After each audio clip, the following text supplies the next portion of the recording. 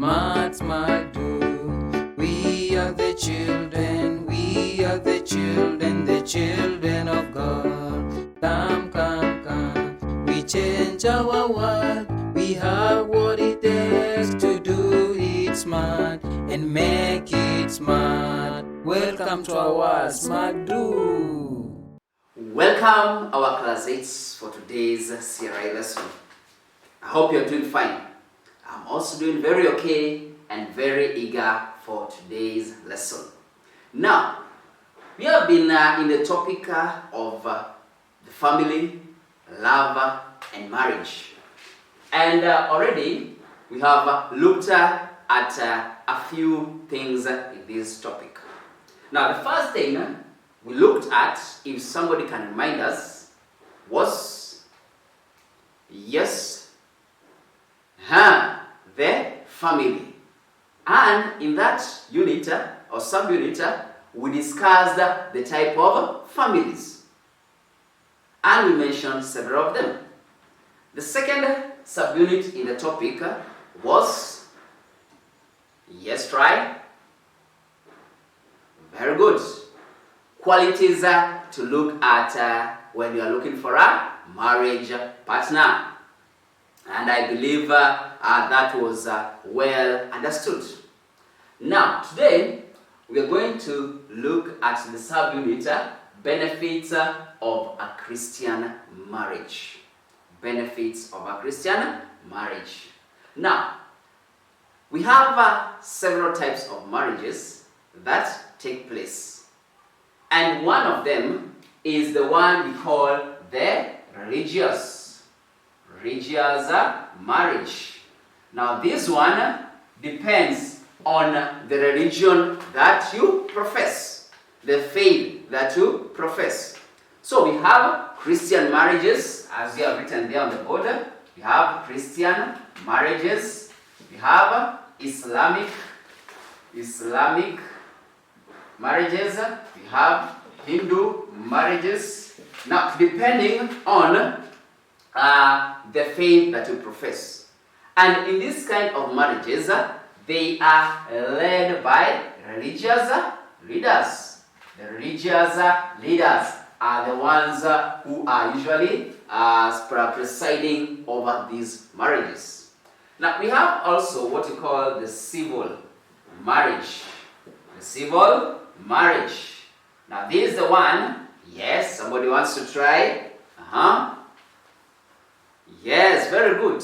Is the one that takes place in the Attorney General's office. General's office. Or the one we will take place also in the DO's office. District officers. The district officers' offices. Then we have another one that we refer to as the customary. The customary or traditional marriage. Yes. Now this one is presided over by the elders. Now, but in our case, we are specifically going to look at what we refer to as the religious marriage. Now, when we talk about the Christian religious marriage, it is the one that takes place in accordance to Christian teachings. Takes place in accordance to Christian teaching. And what are these teachings? One is that it is between one man and one woman. It is a monogamous type of marriage. One man, one woman get married. They are joined together by a religious leader. Now, also in this marriage, the basics is love. There is love that should be there between the married couple. The man should love his wife as Christ loved the church, and the woman should respect the husband, and with that they will be able to live a harmonious life. Now, what are some of the benefits benefits or advantages of having what we may refer to as a Christian religious marriage. One that is presided over by a religious leader. That will be, one, the couple is offered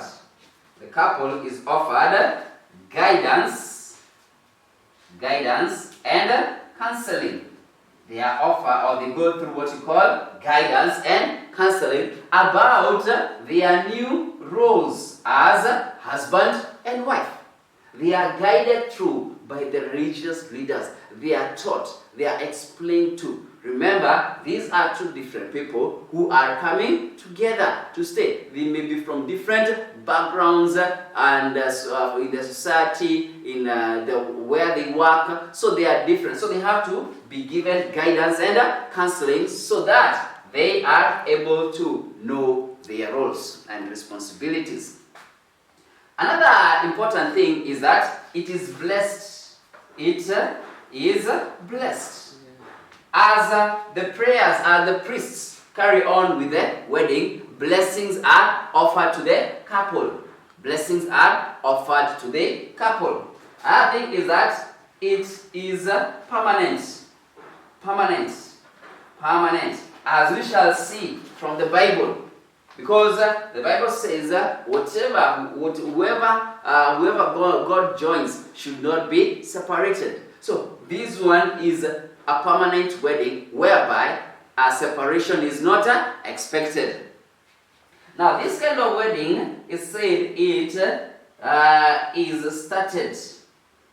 It is started by God.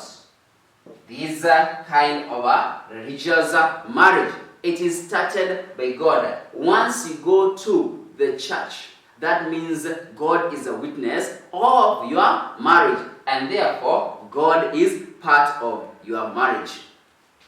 Now, another important thing is that in a religious marriage, Christian marriage, there is an exchange.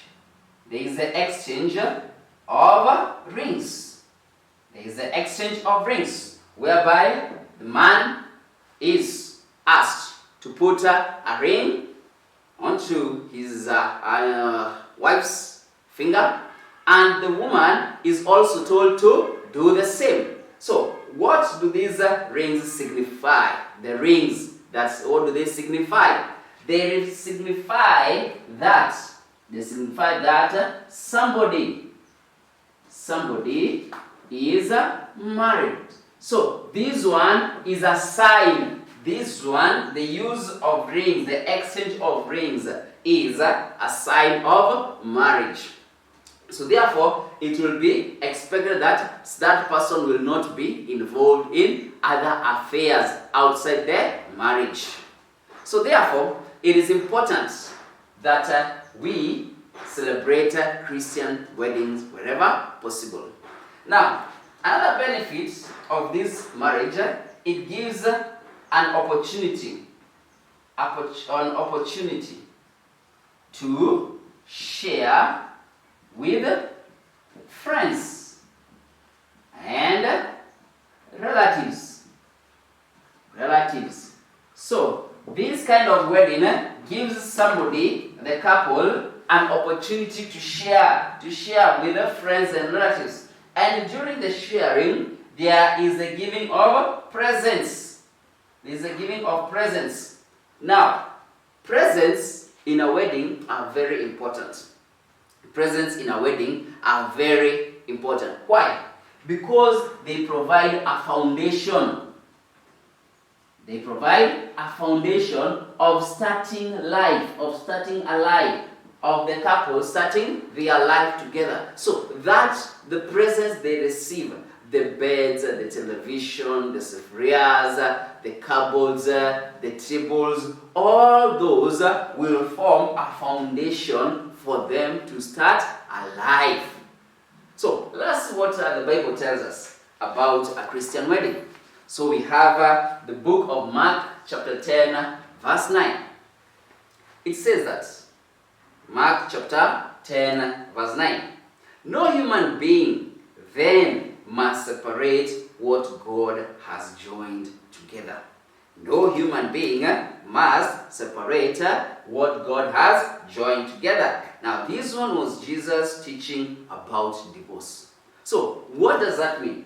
Once we attend to a Christian religious wedding, God does not expect us to separate. He expects us to live together, and in case there are any challenges in the marriage, we try to solve our problems internally. We can bring in religious leaders, we can bring in our parents, we can bring other people that we trust who are going to help us find our solve our problems. And I'm sure once that is done, God will be very happy with us. Therefore, let us respect this institution and always be happy when people have or celebrate a Christian marriage. Otherwise, have a good time. I hope you have enjoyed the lesson. We shall meet during the next time. Goodbye.